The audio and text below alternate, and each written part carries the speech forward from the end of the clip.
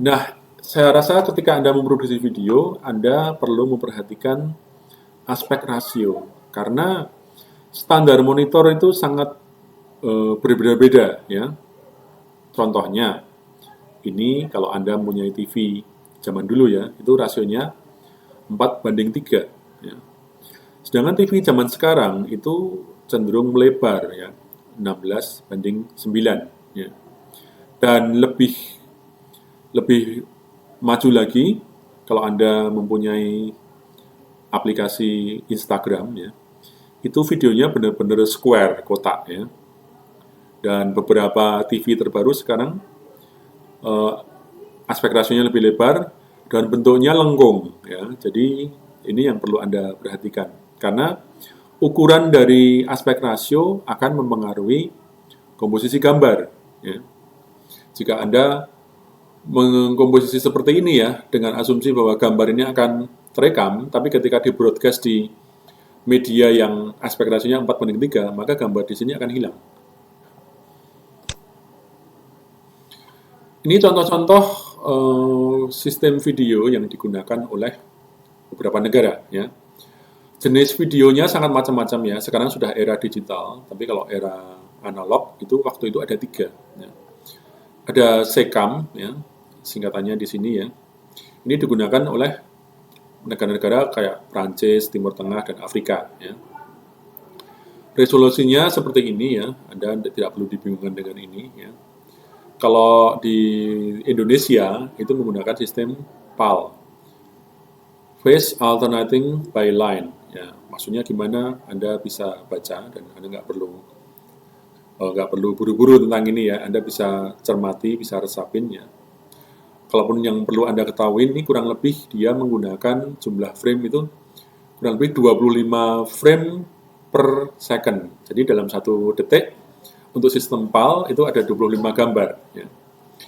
Sedangkan sistem NTSC itu lebih lebih banyak lagi ya. Ini kurang lebih 30 frame per second ya.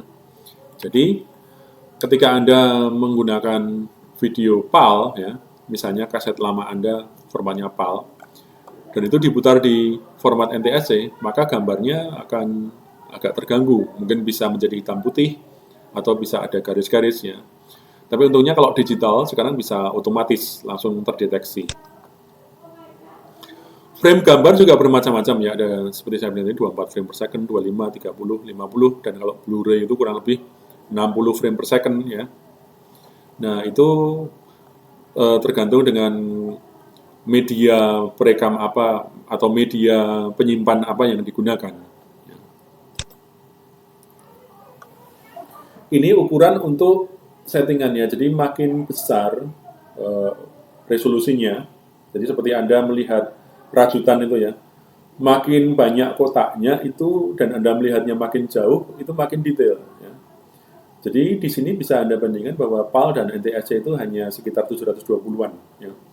Sedangkan format Full HD paling tidak di sini faktor pengalinya adalah 1080. Jadi apapun itu yang sudah mencapai 1080 itu sudah official disebut HD. Jadi kalau bukan HD ya Full HD. Ya. Dan kalau Ultra High Definition itu akan lebih tinggi lagi. Ya. Anda perlu hati-hati jika Anda menggunakan kamera Full HD, sedangkan komputer Anda resolusinya belum disetting untuk Full HD, maka mungkin Anda bisa frustasi ya, karena komputernya bentar-bentar berhenti. Ya. Ini sedikit tentang kamera, jadi kalau Anda punya kamera, maka ini objek Anda. Lensa itu untuk menangkap cahaya dan mengkonversikannya ke dalam di sini chip chip perekam cahaya ya, perekam gambar ya. Maka objek yang masuk ini akan diatur oleh iris. Iris itu untuk mengukur jumlah cahaya yang masuk. Fokus itu untuk mengatur ketajaman. Ada juga filter, ya. Filter itu hampir sama dengan iris, tapi lebih lebih itu ya, lebih banyak gitu ya. Jadi settingannya lebih makro gitu ya. Ada juga filter untuk koreksi warna. Jadi misalnya Anda menggunakan kamera semi pro, kemudian Anda shooting di dalam ruangan dan tahu-tahu Anda bawa keluar ruangan, maka kadang-kadang Anda akan menemukan kok kamera saya lebih kuning dari gambar sebelumnya atau menjadi lebih biru. Nah, itu ada namanya koreksi warna. Biasanya disebut dengan white balance. Ya, ya ini ada kepala kamera dan sebagainya itu istilah teknis ya. Ada viewfinder itu biasanya viewfinder itu tempat untuk melihat gambar yang sedang terekam. Ya, kalau kamera yang lama, Anda harus menempelkan mata Anda di viewfinder ini. Tapi kalau kameranya sudah relatif baru, ya, viewfinder-nya akan ada di dalam. Nah, ini viewfinder. Ya. Jadi langsung di monitornya. Ini viewfinder-nya juga. Ini juga.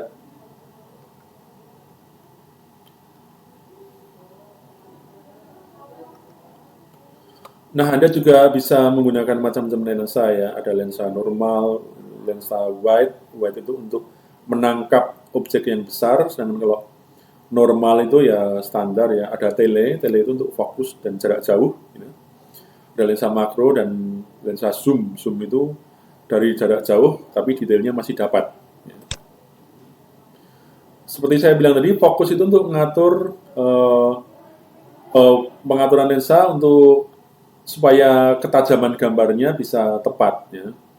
Sedangkan iris untuk mengatur banyaknya cahaya yang masuk ke dalam kamera. Jadi kalau Anda misalnya suatu saat Anda di dalam ruangan yang gelap ya, maka diafragma mata Anda akan menyesuaikan dengan jumlah cahaya yang dibutuhkan. Jadi ketika di dalam ruang gelap, maka diafragma mata Anda akan terbuka selebar-lebarnya ya, karena kekurangan cahaya. Dan begitu Anda keluar ruangan dengan cahaya yang terang, maka Anda akan langsung terasa silau. Ya. Karena diafragma Anda sedang dibuka selebar-lebarnya. Ya. Jadi Anda akan terasa silau, dan Anda butuh menyesuaikan diri sedikit, sehingga Anda bisa leluasa dengan cahaya tadi. Ya. F-stop adalah satuan bukaan dari iris, misalnya f/2. Ya. Artinya ya cahayanya banyak yang masuk. Makin banyak pernya, ya, faktor pembaginya ini, maka jumlah cahaya yang masuk makin sedikit. Oke, itu untuk bagian kedua. Nah, pada minggu ini tugasnya Anda adalah seperti biasa membaca chapter 6 ya. Jadi Anda membaca chapter 6 dari buku ini ya. Jadi Anda bisa lihat di sini, ini chapter 6 ya, tentang video. Maka Anda akan mendapat hal-hal yang lebih detail lagi dari yang saya bahas ya, dan akan saling melengkapi ya, karena juga ada materi yang saya jelaskan tapi tidak ada di buku ini. Ya. Nah, kemudian akan ada pertanyaan, yang pertanyaan ini bisa Anda jawab setelah Anda membaca buku tadi. Ya. Pertanyaannya adalah, apa perbedaan video analog dan video digital? Ya. Menurut chapter 6 dari buku Tay Vaughan. Ya. Nah, tadi saya sudah sedikit membahas tentang beda analog dan digital, tapi untuk menjawab pertanyaan ini memang Anda butuh untuk membacanya. Ya. Dan ada juga pertanyaan, sebutkan dan jelaskan, ya, sebutkan dan jelaskan